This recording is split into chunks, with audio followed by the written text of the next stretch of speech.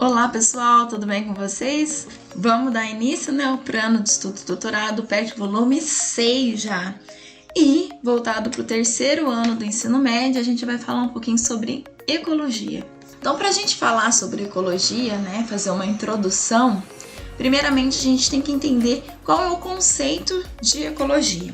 Então, a ecologia, ela é o estudo dos seres vivos e as relações com o ambiente onde eles vivem. Então eu vou estudar os seres vivos e como que os seres vivos vão ter uma relação com o ambiente onde eles vivem. Para isso, eu trouxe essa imagem para a gente entender um pouquinho sobre a organização dos seres vivos. Primeiramente, ele tem a base. Nós somos formados de átomos. Desses átomos são formados moléculas, E essas moléculas elas vão se formando até a gente gerar uma célula. Dessa célula, a união de várias células juntos, eu tenho tecido. E de um tecido eu vou gerar órgãos, que ainda é representado como coração. Vai formar os rins, todo o sistema, vamos dizer assim, todos os órgãos em si, que cada um tendo uma função específica no sistema. E tudo isso vai formar o organismo, como vocês podem ver aqui. Então eu tenho uma junção de células que formam tecidos, que formam órgãos com funções distintas.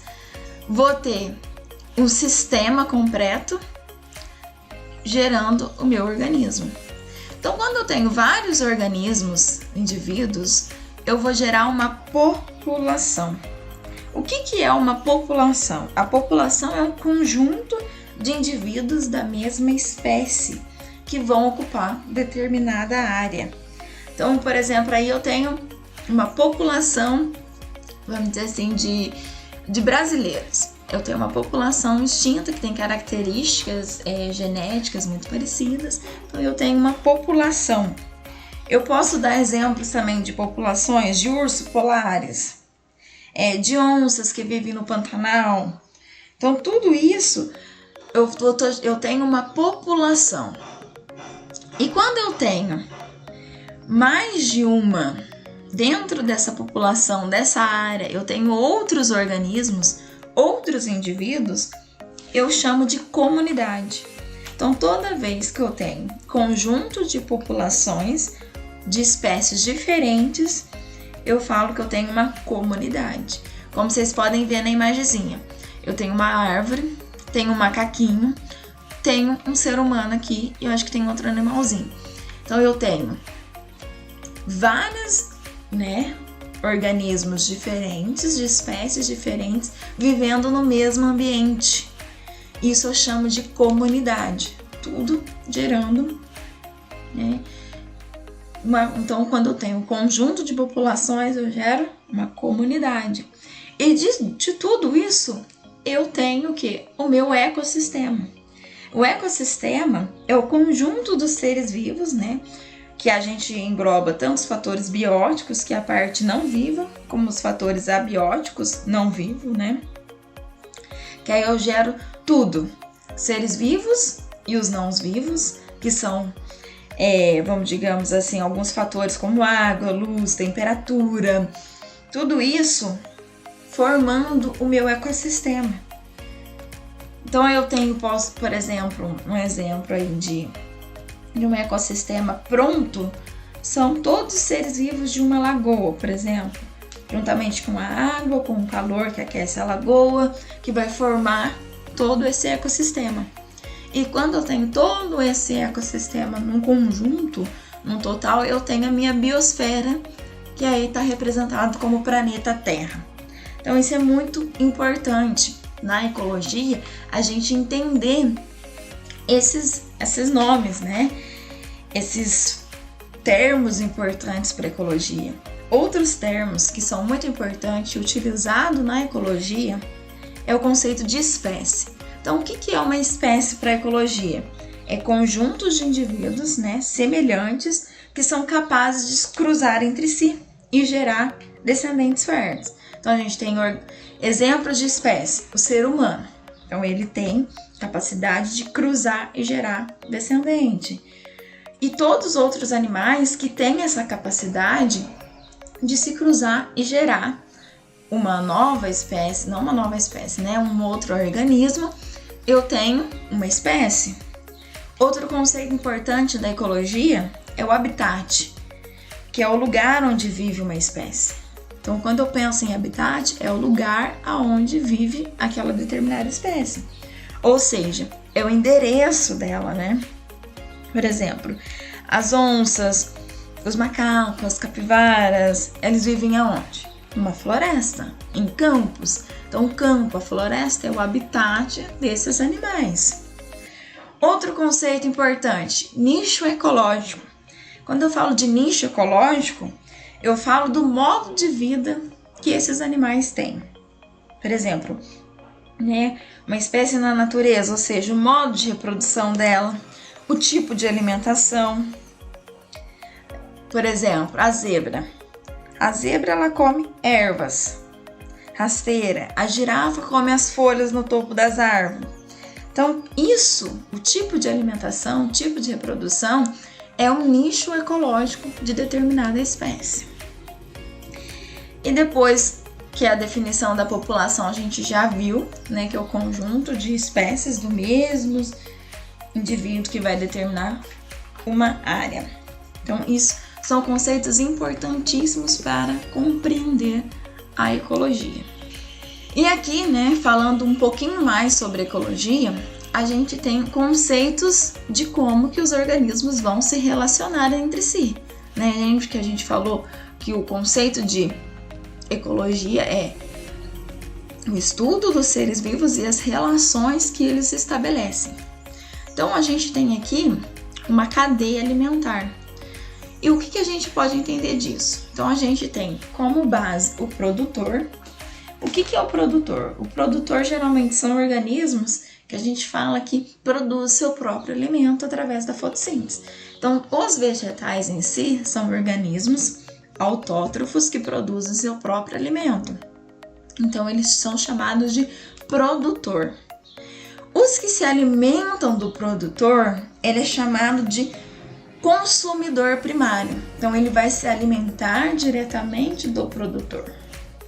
Ele é o consumidor primário, que geralmente são representados, que a gente fala sobre, dos herbívoros, que comem só folhas, né? Plantas em si. A gente tem um exemplo aí do besouro, largata, pulgão, são todos organismos que vão se alimentar diretamente do produtor.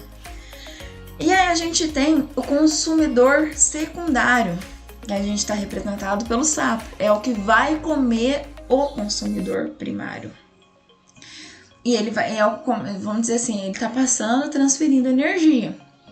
Então, o consumidor secundário, ele vai se alimentar diretamente daquele herbívoro, né? Que é o primeiro ali. E assim sucessivamente, eu vou ter o consumidor terciário, que eu tenho a cobra, que vai alimentar do sapo. E a gente tem aqui o gavião. Eu posso chamar ele ou de consumidor quaternário, ou como está representado aí, o consumidor final, porque ele vai comer a cobra, mas ele não vai ter alguém, digamos assim, no topo da cadeia, que coma ele diretamente. Então, por isso, ele é chamado de consumidor final. Só que aí a gente tem a ação dos decompositores, que todos os organismos da cadeia alimentar vai sofrer a ação dos decompositores, que são dos fungos e das bactérias. Então, toda essa relação entre os seres vivos é tratado dentro da ecologia. Então, na questão número 1, trouxe assim: analise o texto a seguir. O guará, também chamado de lobo-guará, é a maior de nossas espécies de canídeos, pois atinge 145 centímetros de comprimento, cabendo 45 centímetros a cauda. A cor é parda avermelhada, mais escura no dorso. O focinho e os pés são pretos, vivem no campo e é encontrado na Argentina, passando por todo o sertão, até o norte do Brasil.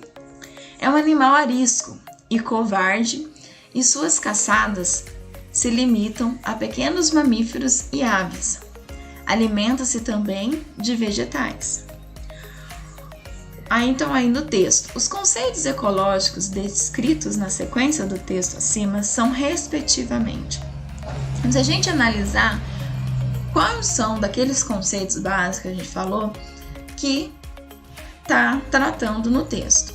Letra A, nicho ecológico e habitat. O nicho ecológico é a forma, como eles vivem. Mas aqui ele não está falando nada especificamente do habitat.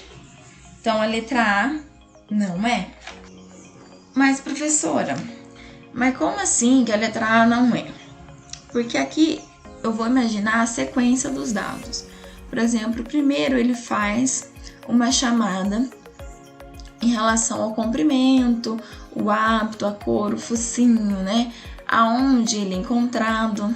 Então, primeiro ele fala onde ele é encontrado, que é na Argentina, no sertão. Depois ele fala do tipo de alimentação. Então, se eu for analisar o texto, primeiro eu tenho falando sobre o habitat e depois eu tenho falando sobre o nicho ecológico. Por isso que não a letra A, porque é o contrário, tá? Porque primeiro aqui a letra A é nicho ecológico e habitat, então tá errado.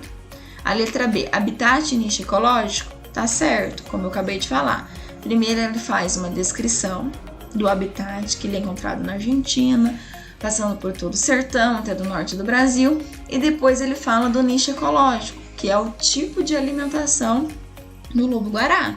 Então a B está correta. Vamos ver a C, população. Não, porque ele não está falando de uma população específica, nada disso.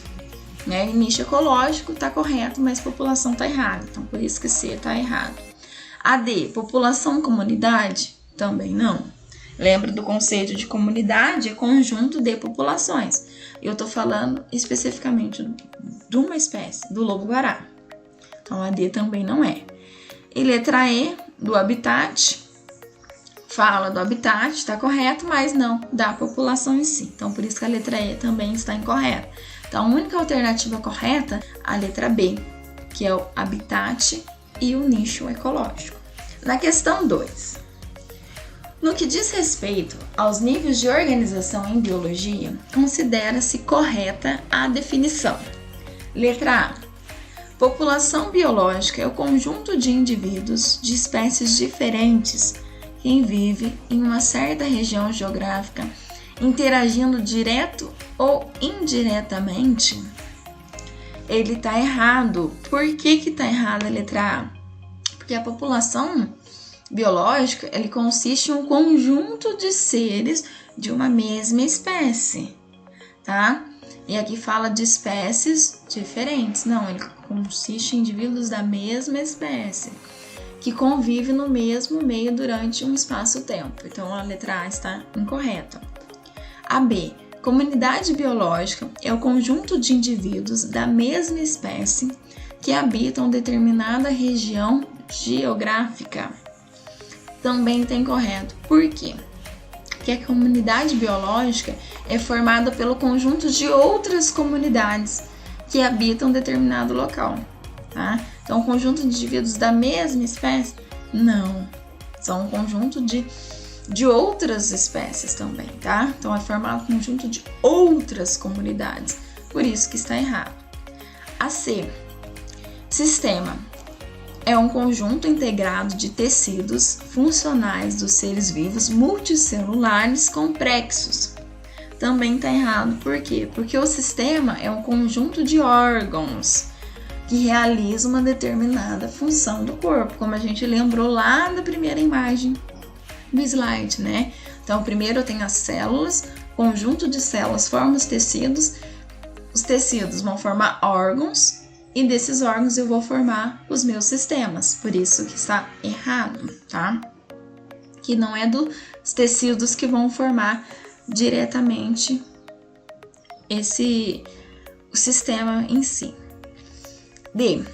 Biosfera. É o conjunto das populações biológicas existentes na superfície da Terra. Também está errado. Por quê? Porque a biosfera é o conjunto de todos os ecossistemas dos planetas e não de um conjunto de populações específicas. Letra E. Ecossistema é a interação entre o conjunto formado pelos organismos de um determinado habitat, como uma lagoa, uma floresta, e pelo ambiente físico, biotopo, deste local. Está correto.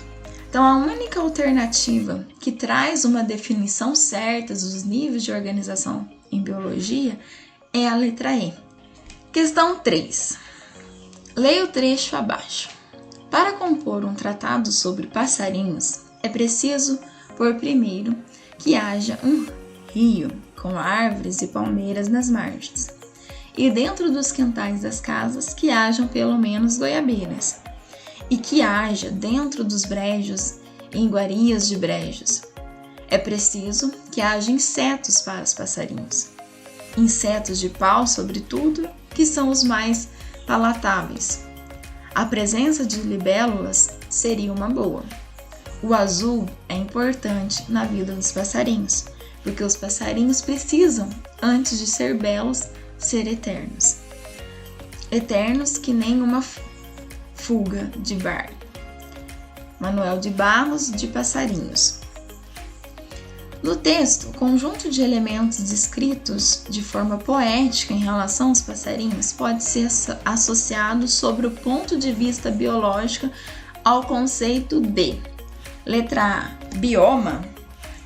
Não, porque bioma a gente tem os biomas, é uma denominação específica a determinada área, por exemplo, cerrado, savana, Mata Atlântica, então bioma não tem nada a ver.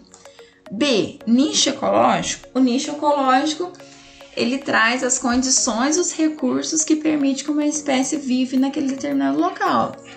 E esse poema ele traz que precisa ter árvores, precisa ter palmeiras, precisa ter goiabeiras, precisa ter insetos. Então ele traz um pouquinho do nicho ecológico, que é aquele tipo de alimentação dos passarinhos. A B está correta. Vamos ver a C. Competição. É importante que tenha competição para ele? Não, né? Porque uma ou outra acaba perdendo nessa competição. Então a letra C está errada. A D. Protocooperação. Aqui no texto também não fala nada de protocooperação, né? Uma espécie ajudando a outra, contribuindo de determinada forma. E associação ecológica? Também no texto não traz nada sobre associação ecológica. Então, a única alternativa que se encaixa ao trecho do texto é a letra B, nicho ecológico, porque ele está trazendo aqueles recursos que são necessários para que os passarinhos vivam naquele ambiente. Questão 4. O tamanduá-bandeira é encontrado nas florestas tropicais e nos cerrados, desde Guatemala até a Argentina. É um animal de hábitos diurnos. Alimenta-se principalmente de cupins, localizados com seu longo focinho e olfato bem desenvolvido.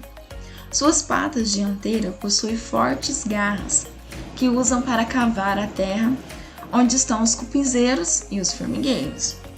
Ele introduz no buraco o focinho e a língua pegajosa e comprida, na qual os insetos ficam presos, podendo então ser engolidos. Então vamos ver quais são as questões trazidas aí. A.